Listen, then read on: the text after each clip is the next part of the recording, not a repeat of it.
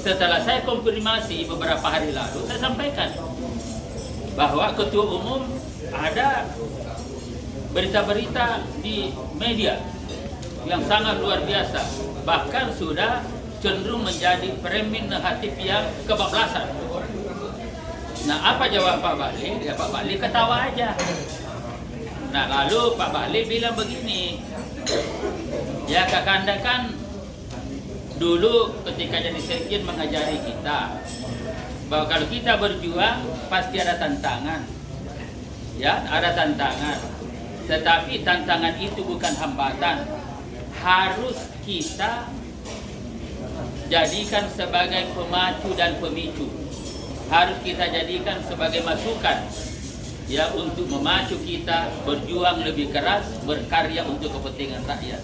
Karena itu ya ada silakan kritikan, tetapi kata ya Bung Bahlil Lahadalia, kritikan yang ada itu, satu ya harus objektif, dua harus faktual, didukung oleh fakta-fakta yang ada, tiga niatnya sama-sama kita untuk kepentingan bangsa, dan karena itu yang keempat, jangan karena kebencian, ya jangan karena kebencian tetapi didasarkan pada fakta. Lalu Pak Bahlil lagi bicara, ini juga ini ya memang luar biasa kan, karena ada dialog dengan saya, lalu mengatakan Pak Bahlil katanya kan Kanda yang ngajarin kita ayat Al-Quran.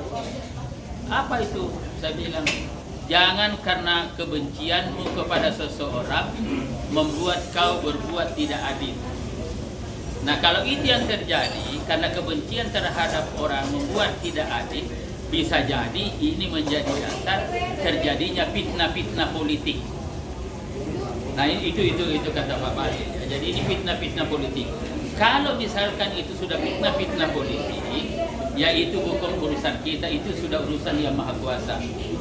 Lalu kata Pak Bahlil lagi, ini kan Kanda ajarannya Kanda Idrus ini, bahwa kalau kita difitnah orang, maka dan kalau kita sabar maka dosa kita akan diambil orang, sambil ketawa begitu. Jadi ya udahlah Kanda katanya, apapun yang ada, ini adalah proses demokratisasi, tetapi saya ingatkan begini, memang boleh demokratisasi, menyalurkan aspirasi, menyampaikan pendapat, tetapi aspirasi dan pendapat itu harus objektif, ya harus rasional, niatnya baik, komitmen kepada bangsa, kemudian faktual dan lain-lain sebagainya, itu harus begitu.